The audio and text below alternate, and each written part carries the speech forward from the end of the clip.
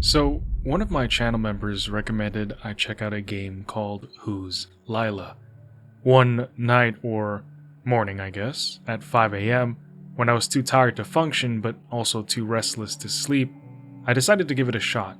I figured I would play for a few minutes, maybe nod off mid-dialogue, get an idea of what to expect.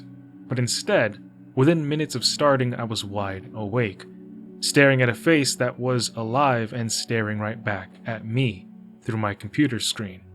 There is something agonizingly destabilizing about a game that turns emotional masking into a physical, mechanical act, and it had me hooked instantly. But it looks extremely bizarre and just plain wrong. What started as a simple missing person mystery quickly spiraled into a psychological labyrinth about identity, repression, and the terrifying idea that you might not be the one in control of your own skin. The very soul and essence of this horror experience is wrapped around the mystery and question of who's Lila. So tonight, I will be giving a very basic and surface level approach to the story, but at the same time, I will give psychological angles to pair with the experience. Set your expectations rather low, as I don't intend to go into all of the 16 plus or so endings in depth, since that's not the focus for this essay. Spoilers ahead. However, if you enjoy this content, hitting that like button encourages me to keep making more for you, and since you are still here, you're coming with me to find out. Who's Lila? Tanya Kennedy, this girl, a classmate, is missing. She has been for 3 days now, and we have to figure out what happened to her through clues and conversations with classmates and officers. Sometimes it's easy enough to get this information, other times you have to deal with some hostility in order to move on in the game. How these conversations go depends on your facial expressions. Just one problem. Our character, William, can't express emotions. The game begins with him talking about how he envies people who can make the right face for the right situation because he has to practice his faces in the mirror every morning. And William gives himself scenarios to react to. Our job as the players is to mold his eyes and lips to show anger, surprise, shock, or happiness. But as we go on in the game, you're going to see that specific facial expressions cause certain reactions. If you look angry, you'll often be met with hostility. Stay neutral, you might have somebody call you a freak or a weirdo for not being emotive enough. If you smile, you're more than likely to get a friendly response unless the other person is already pretty angry and finds your smile offensive or just plain creepy. But the thing is, and we don't know this at the beginning of the game, we're not actually playing as Will. I mean, it is his body, but it is Lila who is piloting. I think it's worth telling you that right now because it will allow us to have a richer, deeper analysis right off the rip. But more on Lila later. At first, I thought William might be autistic. His flat affect, the inability to connect or respond emotionally, and the stiff social presence all pointed in that direction. It's actually pretty common for children and adolescents with ASD to exhibit flat or atypical facial expressions in emotionally intense situations. There are varying levels of severity when it comes to people on the spectrum, but for what I'm about to say next, I'm mainly referring to the higher functioning people with autism. These individuals learn to put on a mask, to behave what is society's definition of normally in order to survive in social situations. But the game's primary mechanic, which is manually twisting and contorting William's face into socially appropriate expression, is a literal representation of masking. It is a painful and performative process. It's exhausting, and for many players, it might be familiar. Although, autism is hardly the only reason this can happen. A lot more explanations crop up as we go along, but then I began to wonder, is this inability to emote a Lila problem or a William problem? What begins as a murder mystery unravels into a psychological horror rooted in identity collapse, repressed trauma, and possibly even demonic possession. The game starts multiple times, and each time you get to pick a new path or try a new approach. But some actions are canon events. Like when you wake up, you have to go to the kitchen to pick up trash. In the kitchen, there are some bits and bobs that require our attention, like spilled beer bottles and a newspaper article that reports on a terrible fire eruption on Cortlandt Street on November 12th. And also there's a diary, which we can't open yet, but we will later. Heading downstairs and on the way out, we meet Ms. Hutchins, who tells us that there have been crows circling the apartment's garbage cans for a while now. That is an important detail, so remember that. But moving forward, we get to school, and we drop into this flurry of activity, because the cops are surrounding the school, questioning kids about the girl who went missing 3 days ago. We circle around the hall, speaking with people and overhearing conversations. One person, for example, complains about the school layout being weird, because one doorway seems to lead to different rooms, which is kind of weird. But this also sounds a lot like a liminal space. These are spaces that exist between two defined states, like a building corridor or stairway. It's meant to disorient you. Figuratively, this reflects William/Lila's fractured state of mind, stuck between identities, caught between memory and repression, reality and delusion. You're never fully in one room, just like William is never fully one person. A pair of people elsewhere, Jay and Mandy, philosophize, and their conversation has a bunch of clues for us to decode. Here, the act of looking at the argument means to see or understand it, to acknowledge it, its existence. Once you come to a conclusion, an end, or a decision, there is no more argument, no more debate, no more you. But let me tell you something. This idea isn't new. David Hume, back in the 1700s, said something eerily similar. He postulated that the self isn't a solid thing at all, just a bundle of perceptions. He said, and I quote, "I never can catch myself at any time without a perception. I never can observe anything but the perception." In other words, there's no me behind the thoughts, just the thoughts. Buddhism echoes this as well. The self, it says, is constructed from mental activity, the endless inner dialogue, the stories that we tell ourselves. And when that narrative breaks down, even for a moment, the idea of you starts to fall apart. Because if there's no argument to observe, what's left to observe it? And even from a modern psychological perspective, the way that you reflect your thoughts and your actions and how you learn and grow from them reinforces your sense of self. Because the day that you stop challenging yourself or start seeing arguments as just passing conversations in your head with no consequence, your personal identification with those thoughts and arguments are lost. It's these tiny moments of you thinking and arguing with yourself that build the essence of you. And I lay this foundation out for you because that is also the essence of this game. Because if you were paying attention, you probably already got the twist. You never really fully understand who or what Lila is. I know some people have played this game for, like 12 hours, maybe even more, just to try to find the right answer to who Lila is, but the reality is there is no one correct answer. That's why nothing ever really ends in any of the branches that you wake up or start a new game in. Because when you see Lila for who she is, if you see her for who she really is, in her entirety, she stops. She ceases. When the mystery is solved, you're gonna stop thinking about her. You won't think about her or debate her. And so the idea of her dies. She dies. But let's move a little bit forward. So we're exploring school hallways that loop like a dream, and we meet friends, or rather schoolmates, I should say, who reveal more of the plot.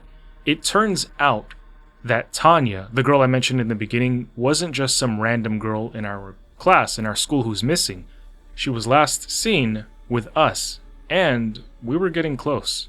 Depending on how you speak to Tanya's friends, whether it's with sadness, anger, or a poker face, you receive different responses.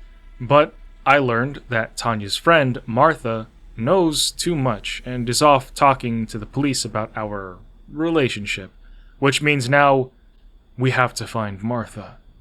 We look in several rooms for her, but like the student said earlier, you step through the same doorway and end up in different places, which definitely makes this harder. I, for instance, ended up in the boiler rooms talking to the janitor. Oddly enough, this made my head tilt, because he then calls me Lila, which in retrospect was the first time I realized that we were actually playing as Lila, not William. It seems some people, mostly our classmates, call us William, while others seem to know us as Lila. I walk through a series of rooms until I reach one and keep this location in mind for the ending, where I saw a monster.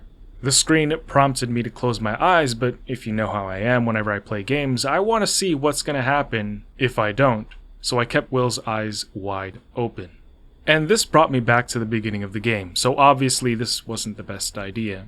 But the second time around, I closed my eyes and got to proceed with the game, and ended up in the projector room, which I don't think is part of the school either. Again, Liminal Spaces.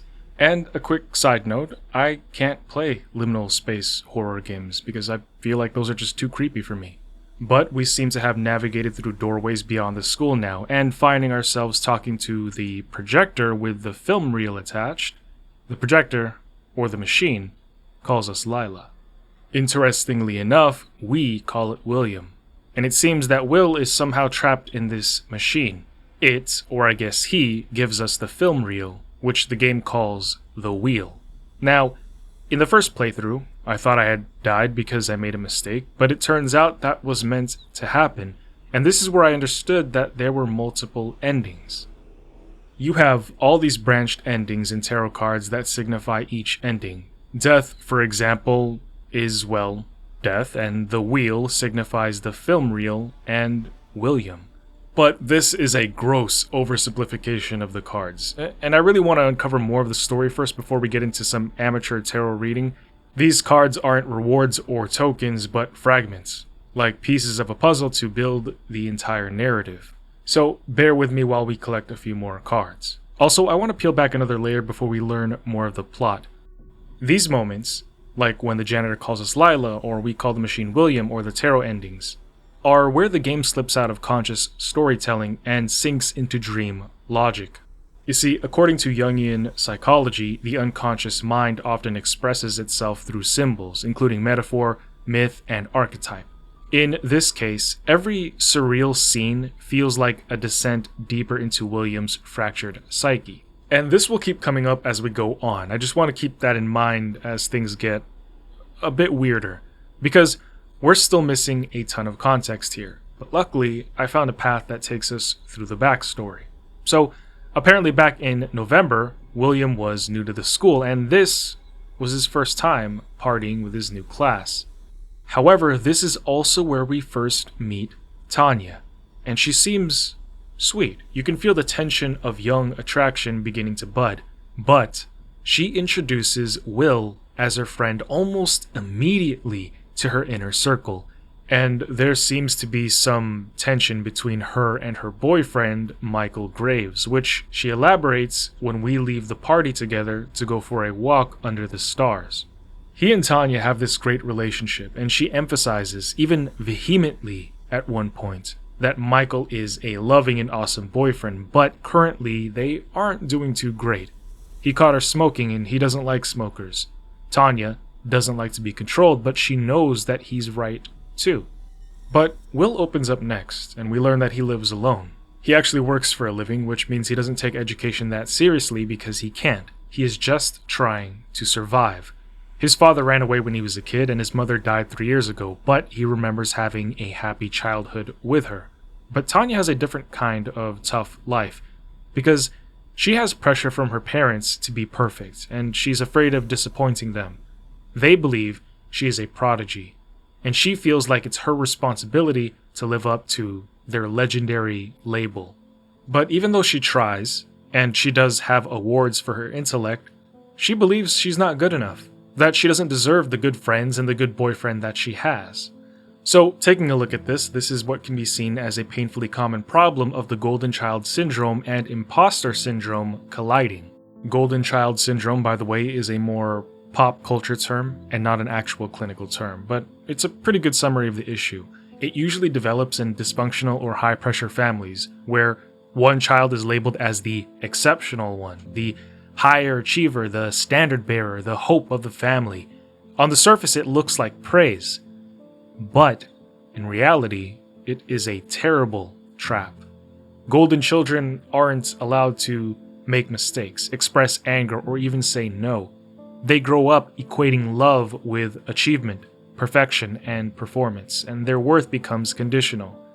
Eventually, they learn to ignore their own needs in order to meet the image they're supposed to uphold for others.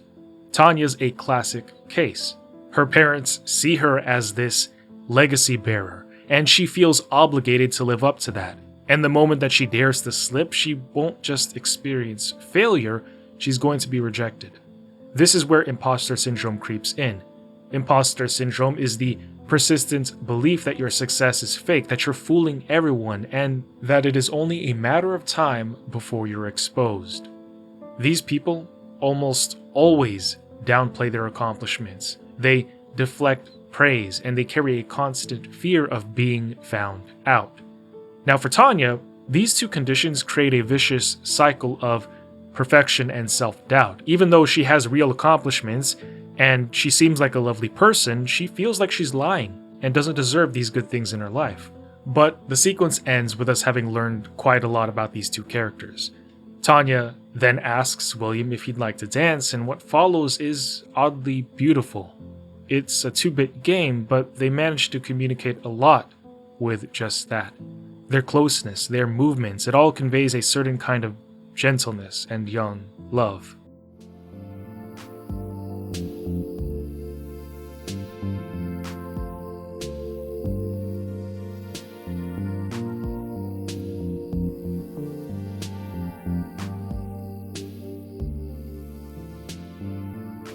But that only lasts for so long, because seconds later, William goes somewhere. In his mind, it's a void, and we see a stranger. The stranger tells us, quote, "She had her face." And it's never really clarified who the stranger is, but it is clarified who the her is. Lila, of course. But for now, this pathway ends here, and we earn the Moon Tarot card. When I found myself existing again, I started the new path and finally found Martha's classroom. A conversation with one of the students told me that Martha Jennings was kind of an airhead because she always carried 2 sets of keys to her apartment. Lucky for us. I took the spare key and found her address, but I couldn't leave the school until I saw her on the rooftop. And this is one of those moments we see William be both a victim and a vessel. His detachment and lack of emotional range have seemingly made him a target for his classmates, essentially being called a freak or a weirdo for not being quote-unquote normal. But William, as a vessel for Lila, is reactive and oftentimes violent. The rooftop gives us more answers. Martha will be speaking to somebody called Detective Yu tomorrow, telling him everything about William and Tanya. We also learn that Tanya came back with us that night she went missing. Then, Michael shows up, and he asks us, but rather aggressively, about Tanya. Now, thanks to Martha gossiping to everybody, he knows that William and Tanya have been sneaking around his back. In fact, the entire school knows that. But he just wants to make sure that she's okay. Genuinely, he really only wants to know that she's okay. He can bear her cheating on him, but he genuinely loves her, and I give him props for that. However, he apparently also has a history of violent behavior, which we bring up in a not so delicate way. Probably a bad idea, because that confrontation ends in a fight.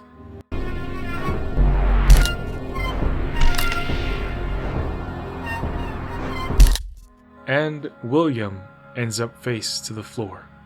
But we have a crystal clear motive now. We can't let Martha speak to Detective Yu tomorrow.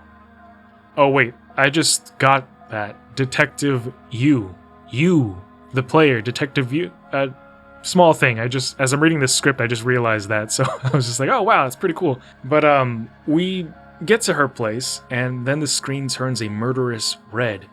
Maybe before there was still a tiny bit of William left in there, but now it's just Lila, completely. We enter Martha's room, and just like any teenager, she doesn't really keep her room clean. Lila judges her for drying her underwear out in the open and having an unmade bed, even calling her a bad girl. It seems bizarre, but keep that specific phrase in mind because it's going to make more sense in the next sequence. When Martha arrives, Lila is hiding in the closet.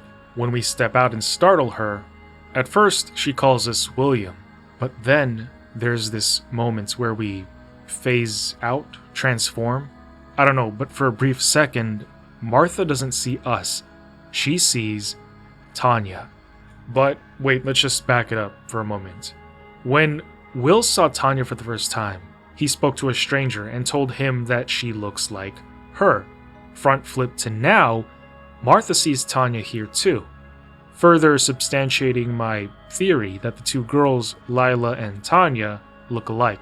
However, the big issue here is that Lila doesn't seem to like this for some reason. She doesn't like being compared to Tanya. The question enrages her. She's livid, and so she strangles Martha to death. After that, the screen turns normal again, and we walk out, rather casually, like nothing's happened. We make our way back home, and because Martha and our other classmates have been talking to the police, we arrive and see them surrounding our apartment complex, poking around the trash, where, if you remember, there were a bunch of crows gathered there. As is to be expected, we're taken to the station and interrogated by two detectives, Hutchins and Fisher, who are playing the typical good cop, bad cop routine. Fisher is all over the place, hostile, threatening, lying, and even randomly turning empathetic at one point. This is when he tells us that Tanya's torso was found in the trash outside of our home, hence the crows again. Hutchins, on the other hand, is steadily soft and empathetic.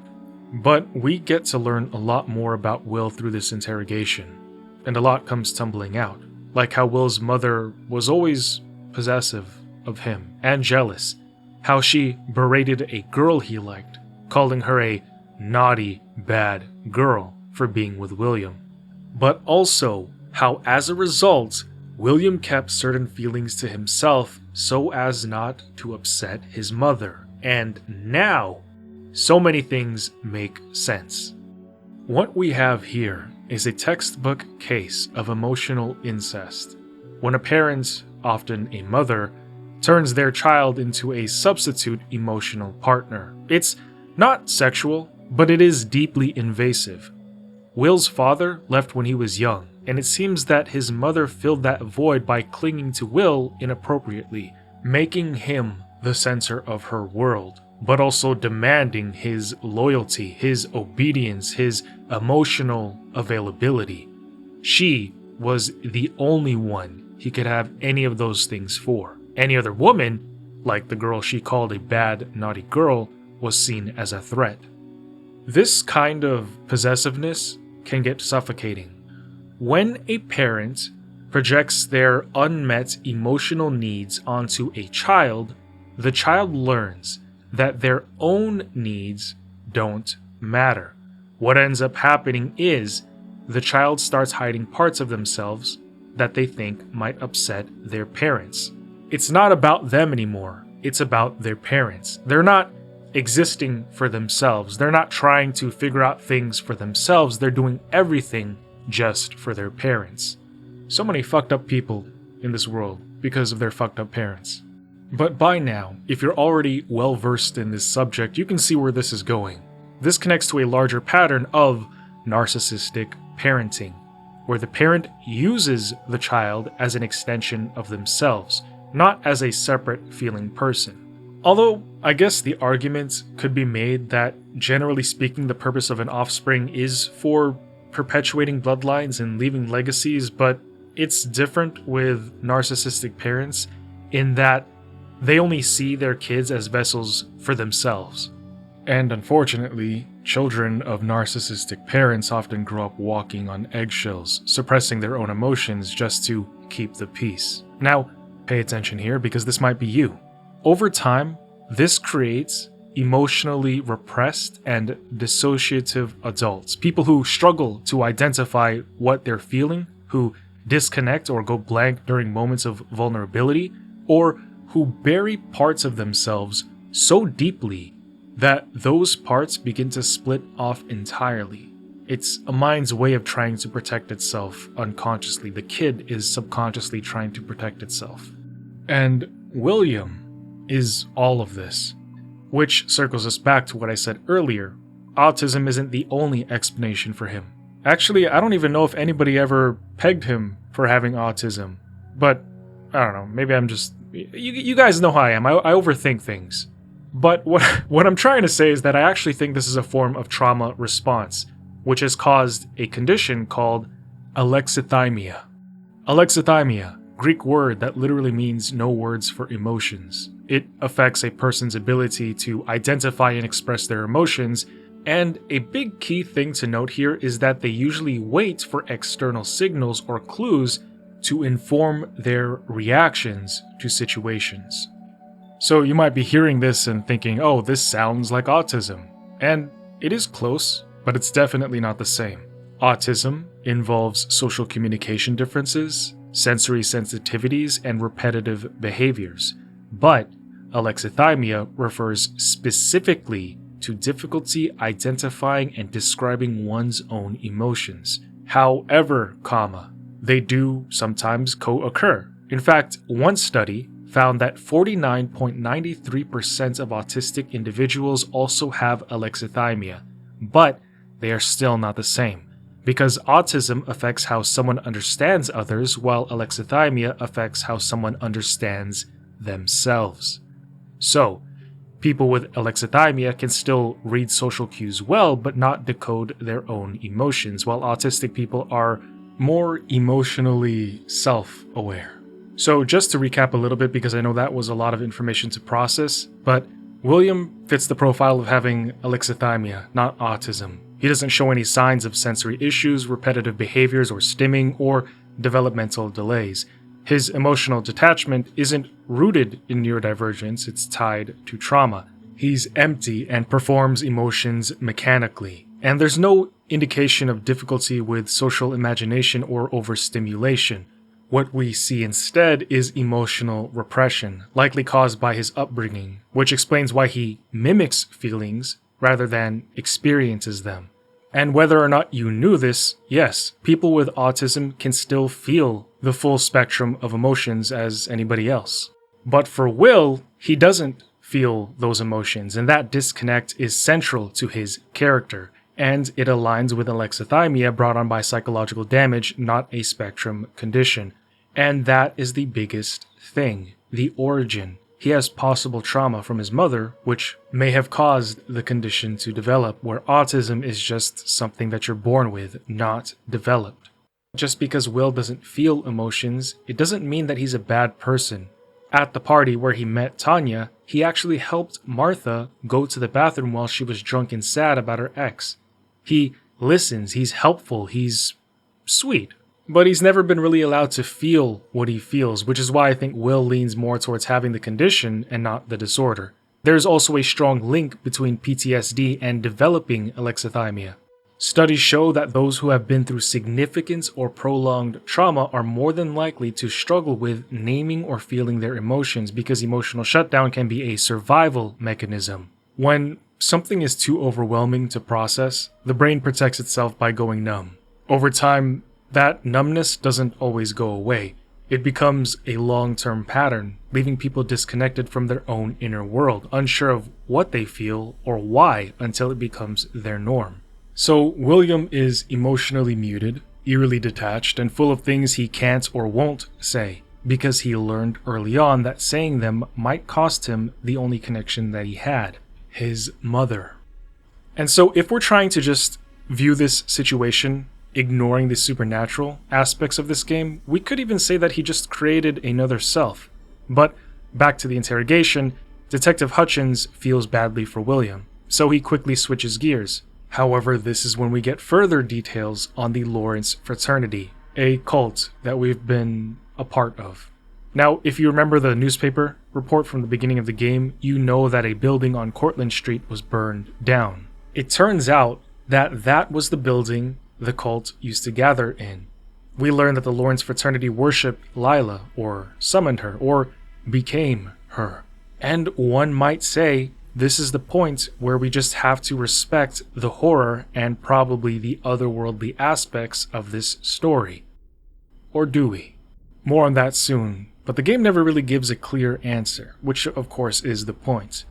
And it's not that important whether Lila was summoned or created. The fact is, this is yet another female figure in Will's life who is seemingly controlling him. But it also explains why Lila, or Will as Lila, called Martha a bad, naughty girl.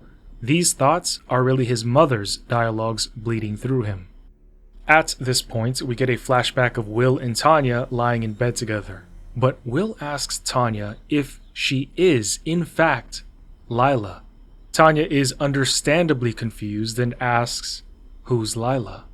And that question fully awakens Lila, who was already within Will at this point, but she takes over and murders Tanya. This tree branch pretty much ends here, because Detective Hutchins comes in and tells Fisher that Martha was found dead in her apartment, and at the end of the path, we get the Justice card. Now that we have 4 of them, let's get a closer look at the tarot cards, which is a little different from what I normally do with my videos, but I thought, why not? So far we've collected Death, Justice, Moon, and the Wheel of Fortune. I'm going to tell you what these mean, or what I think these mean, before we look at their interpretations, which is again just my own perspective and understanding of things. But know this, I am not a tarot card expert. If you are, and you've got better interpretations, please feel free to educate, drop it, share in the comments. If I recall, the only experience I've had with tarot cards, and I don't even know if this counts, is when I was a kid and the cartoon, the anime Cardcaptor Sakura would show up on TV. But let's start with the Justice card. Fairness, truth, accountability. It's not so much about reward or punishment, just about the restoration of balance.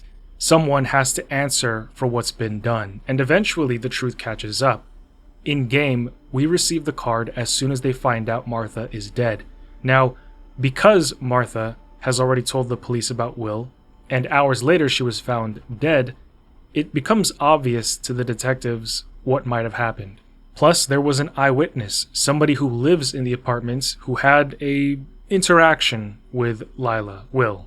The Justice ending insinuates that justice was served. William, or Lila, was caught for the deaths of Tanya and Martha. But the very first card we received was Death. We got it after accidentally dying in the boiler rooms. Now, death doesn't mean a literal death, not in tarot anyway. It usually symbolizes transformations. The end of one phase, the start of another. A letting go, a forced evolution. But the interesting and sort of weird dichotomy here is that it isn't something to fear. It's more of a shift, or a rebirth. Sure enough, each time the game ends, we wake up. The screen doesn't say start game or play, it literally says wake up, which could mean all of these branches are really just dreams. Carl Jung believed that dreams aren't just random, but symbolic maps of the unconscious instead. Imagine that, if in your mind was a giant universal tree, a representation of your unconscious. Dying in a dream isn't about physical death, it's the death of an identity, or the breakdown of a false sense. So when we die in Who's Lila, and then wake up in another branch, the game isn't resetting. You don't lose your earlier progress, it gives us another chance to dive deeper and peel back further layers. Like I said, the game has 16 plus endings, all of which are canon, all valid, and I think they're all happening and probably not happening at the same time, which is kind of weird, and I might be wrong, but let's keep going. We got the Moon card after our first meeting with Tanya. Traditionally, the Moon card signifies illusion, confusion, and hidden truths. In a lot of ways, my wife is my moon, and I love my wife. But I digress. The Moon card is the card of dreams, shadows, and of half light. where nothing is quite what it seems and clarity is just out of reach. It signifies the unconscious mind, repressed emotions, and the things we don't want to see, or maybe can't see. Tanya, in that moment, wants to be seen, truly seen. She is tired of all the expectations, of pressure, of constantly feeling like she's fooling everyone. Under the moon, that vulnerability slips through, where she says, "Fuck being admired, I just want to be understood." Except William is hiding something too, but not in the way that you'd expect. He's hiding his feelings. He doesn't know what to do with them, and I would even go so far as to say that's key to their connection. Will and Tanya's connection. Tender, maybe even real, but also full of silence, of unsaid things. Because neither of them feels like they're allowed to be as they really are. And you know what they say, real recognizes real. It takes one to know one. That's why Will and Tanya had that instant connection. But then, the stranger, the one that tells Will Tanya has Lila's face. To me, this means that the stranger knows Lila enough to see the resemblance, and when confronted with it, Will denies the resemblance himself before the branch ends abruptly. However, I have a theory about who this stranger is, but I don't want to jump the gun yet here. Although if you have your theories, definitely put them in the comments as to who the stranger is. Then we have the Wheel of Fortune card, which was the film reel we got from the projector machine that we called Will. In tarot, the Wheel of Fortune is all about cycles, fate, and uncontrollable change. It's the turning of the wheel, things beginning, ending, and beginning again. It usually appears in moments where life shifts suddenly, when you're pulled out of your illusion of control and reminded that something bigger is at play. Is that bigger Lila? Something else? Well, either way, we're watching a life run on a loop. The Wheel of Fortune suggests that no matter what path Will chooses, he's going to be trapped inside of that same cycle. Every branch, every death, every ending is just the wheel spinning again, landing on a different version of the same question. Who's Lila? But then there's Detective Yu. The initial meeting with him is interesting. Unlike the other detectives in the station, Yu actually refers to us as Lila, which means he's been doing his research. He speaks to us like he's met us before, and the game is a little meta here because he asks us to meet at a place we use for saving. And when you go to your save files, you'll see a new entry that you definitely haven't played yet. It's Yu's office. And it's the only save file to have this open eye icon. And that is also just straight up pretty cool. Like, to progress in the story, you just have to load a new save file that wasn't there before. That kind of, it's like a fourth wall break type thing. But we get to his office, we take a seat, and even Yu confirms that Lila looks like Tanya, which Lila does not like. And we've seen this happen a couple times now. When Will or Martha thought that Lila was Tanya, something scary and murderous awakens within Lila. Why does noticing this similarity trigger something within her? Well, I think it's twofold. First, Tanya is everything that Lila isn't. She's warm, wanted, soft, human. Tanya gets affection. She gets a relative understanding, and she has friends. Even William, who can be emotionally distant and strange, manages to connect with Tanya, even if for a sliver of a moment in time. And if Lila is a repressed identity, a fragment of William's psyche pushed underground, then Tanya becomes the projection of what Lila could never be. That kind of contrast is painful, but more than that, it's threatening.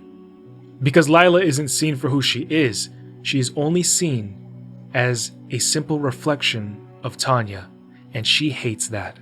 But there's something deeper going on too. Because in myth, folklore, and psychology, when one woman is mistaken for another, especially in stories involving duality or possession, it signals a territorial clash over identity. Two selves, one body. Two narratives, one truth. And only one real girl gets to exist. When Martha sees Lila and says, "Tanya," When Will sees Tanya and tells the stranger she has her face, every time, the game isn't just noting a resemblance, it's actually threatening Lila's reality, her existence, her uniqueness, her control. Because if everybody sees her as Tanya, then Tanya will become the dominant narrative, the one who gets to be remembered. Whereas Lila would just become a whisper in the wind. Now, this sequence in Detective Yu's office is not really a branch. It kind of exists outside of all of these narrative branches. It is where we come to talk about all of these endings, but it is also where we officially learn that all endings are equally real. But this sequence can be a bit dialogue heavy. I mean, the entire game is dialogue heavy, but there's a lot here.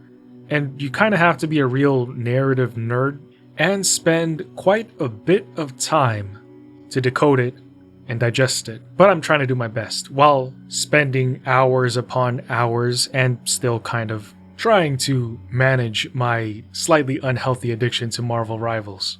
Seriously, so much time spent in that game, and I have so many other games to get to. But Yu asks us to pick from any of the tarot cards that we've collected while playing the game. So I picked the Moon first, to which Yu says, so that's how they met. It's nice to see William making friends, letting Lila knows that he sees her and Will as separate identities. When Tanya and Will meet under their emotional twilight, where Bella sees Will as somebody kind and he sees somebody familiar, in between those feelings, Lila gets jealous, and her response to Yu says as much, as he changes the topic to talk about the stranger William saw after the dance. He comments on how they look like William, and Lila says it's not his usual look. But the next card I picked was the Wheel of Fortune, the one that we got from the machine, or William. Yu asks, who was that? And Lila says, William. So the film reel is William, I think? But apparently, film reels that are not being used have to go somewhere. And the place that they go to is a tower in a forest. So that projector room we landed in was indeed not a part of the school and a completely different physical space that we reached through one of those liminal doorways. Lila says she usually gets rid of these reels, but Will keeps placing them back on the projector. Alright, so what are these reels? And this is a genuine question that I have. Are these reels other people that she's inhabited in the past? Are these aspects of Will? And when she says Will likes to put the reels back into the projector, does that mean that he's actually fighting for control at these moments and not just giving in to her? Are they identities, selves that no longer serve a purpose, versions of consciousnesses that Lila has worn and discarded? Have I lost you yet? But again, when she says Will keeps putting these reels back into the projector, I don't know, that line really gets me, because it suggests something important. He's not gone. These reels, these memories or dreams are pieces of him trying to resurface, and we the players can kind of gather that Will is trying to get back control over his body, even when the game isn't really directly telling us that he is. For an example, when he's spending time with Tanya, I feel like that's actually Will for the most part. This is Will putting a reel back into the projector, a piece of him trying to resurface, and we keep on replaying these reels. If we think about the projector room as a symbolic space, it's kind of like an inner sanctum of Will's unconscious. These reels are fragments of memory and identity, and Lila wants control. She wants to erase those pieces of him, but Will is resisting in the only way that he can, by remembering, by making those memories real, by making himself real. With this respect, the Wheel of Fortune card is about Will steering back the wheel. Oh, I keep getting mixed up between will and wheel. The wheel back again and again to reclaim what's his body. When I picked up the death card with you, Lila tells him that for her, death happens when the mystery of her is solved. When there is no mystery, there's no interest. If there's no interest, nobody talks about her to keep her alive. This keeps her alive, being invoked, being wondered about, the question, who's Lila, keeps her alive. With the justice card, we learn that Will indeed be prosecuted for Lila's crimes. It's not the right form of justice, of course. Will didn't technically kill Tanya or Martha, but as far as the police and Will's classmates are concerned, he did, and justice has been served. Yu admits to not understanding what any of it means, and to be honest, neither do I. But moving on, the new branch opens up with a phone call. There are 2 phones on the table, a landline and a mobile. We pick up the landline to learn that Father Lawrence is dead and we have to meet somebody at a train station. But then, the other phone rings. We pick it up and it's William, asking to be let back in. It was also at this point that I was finally able to open and read William's diary entries. These pages reveal how he first got initiated into the Lawrence Fraternity, the first time he spoke to Lila, and even how Lila looks like Tanya. Finally, context. So, we head to the station to meet Strupnev. He's from the fraternity, and he tells us that nobody else is left but the 2 of us. And then he learns that Lila is still speaking to us, but not him, which infuriates him. And then he creepily starts talking about what he used to do to little boys like Will back when he was in prison. Not wanting to stick around and find out, we run, and he chases us into the boiler room underneath the train station.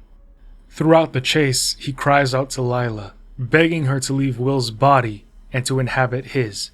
What he is experiencing can be defined as religious trauma syndrome. It explains how indoctrination by controlling religious groups leaves lasting marks when belief is disrupted. Feeling cut off from the spiritual figure they once communicated with can trigger identity confusion, anger, dissociation, and cognitive dissonance.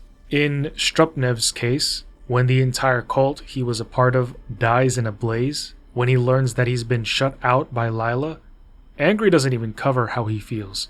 His purpose and belief structures unravel around him. They collapse because the divine communication that he relied on is gone. His identity, his soul is gone. But I'm not trying to empathize with this dude. I mean, he's sick in the head and he puts the pathetic in empathetic. But I just want to understand why he's doing what he's doing, why he's chasing us, trying to kill us, going through this maze. But now we make it to the boiler room, the same place from the first pathway where I kept my eyes open and the game ended. Except, of course, this time I knew better. So when the monster showed up, I closed my eyes. Strupnev, however, didn't. And that was the end of him. We are now all that is left of the Lawrence Fraternity. We also learn that this entity, the monster that we just saw, is the Empress. In tarot, the Empress traditionally represents motherhood, creation, fertility, and nurturing energy. She's the archetype of the divine feminine, abundant, sensual, intuitive, and life-giving. But when inverted or distorted, that nurturing can twist into smothering, possessiveness, or control. She stops creating and starts consuming. But this version of the Empress isn't soft or maternal. She is monstrous. And there's an odd, eerie thing about her. The Empress calls Lila a naughty, naughty girl. Echoes of Will's mother. A resonance of her within Will. It's a cascading effect. Will's mother forced him to repress who he really was. The repression doesn't stay contained. It builds on itself, emotions and memories all on top of each other. And after a time, wound triggers the next. His mother's control made him vulnerable to Lila, and Lila in turn opened the door for something even bigger. The Empress. Again, a loop.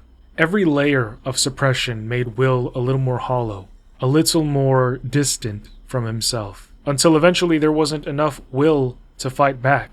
So the kicker is that William now is just essentially a dream. But this whole conversation about the Empress, his mother, made me want to start thinking about the stranger again. So I want to bring the stranger back, the one that we met from the party. Because I have another potential theory, and you can tell me if I'm right or wrong, that this is Will's mother. The stranger does have a sort of feminine face. I think it's hard to make out on purpose, but like I said, she knows who both Lila and Tanya are. At this point, I was beginning to think Lila was what came up when Will missed his mother. In dream logic, characters don't always appear as themselves. They appear as archetypes and as the things that we need the most. And this, at least in my interpretation, turned out to be true in the final branch that I played. At this particular branch, the Empress says it's time to cease. And again, because I haven't seen all of the endings, I'm probably missing some context as to what cease really means here. Like, is Will's mother talking to Lila? I don't know.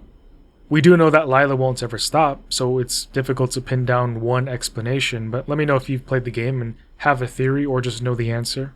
But sure enough, after the branch ends, we receive the Empress card, reversed. Reversed cards signal a distortion or blockage of the card's upright energy. So if the Empress is meant to be nurturing, maternal, and life-giving, then the reversed Empress is the dark side of that archetype. Smothering instead of supporting, control instead of care, a mother figure who consumes rather than creates. Receiving this reversed card feels like a confirmation that her energy in Will's life has become corrupted. But moving forward, I actually went to the scene of the first crime, the fire that destroyed the Lawrence Fraternity. Again, for a 2-bit game, the visuals are pretty crystal clear and descriptive.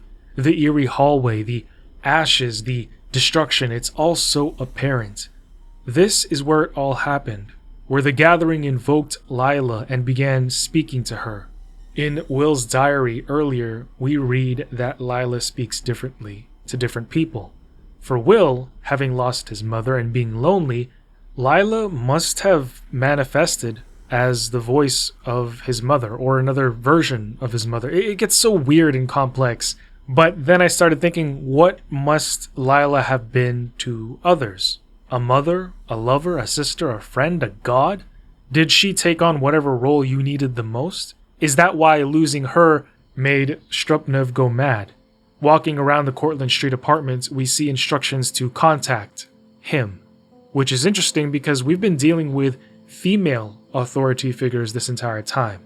I mean, it's been Will's mother, Lila, or the Empress so far, and now all of a sudden there's a him. If the Empress represents unchecked maternal energy, then the him, the he, could be the absent father, the one who was never there for William. Or maybe it's just simple. Maybe he is just the voice of Lila that refuses to speak, the masculine part of the psyche that got buried when Will became too fragile to balance himself. Whatever the answer is, I never found it because I decided to stop here. I felt like I had enough context to understand and comprehend the main idea, the main premise of the game. But I'll admit, I didn't quite understand this branch, and I'm sure, again, I missed a lot of context by not exploring the other branches. But again, felt like I had a pretty good idea of the game and its characters at this point. And so I decided to let Lila go, which I'm sure she didn't like.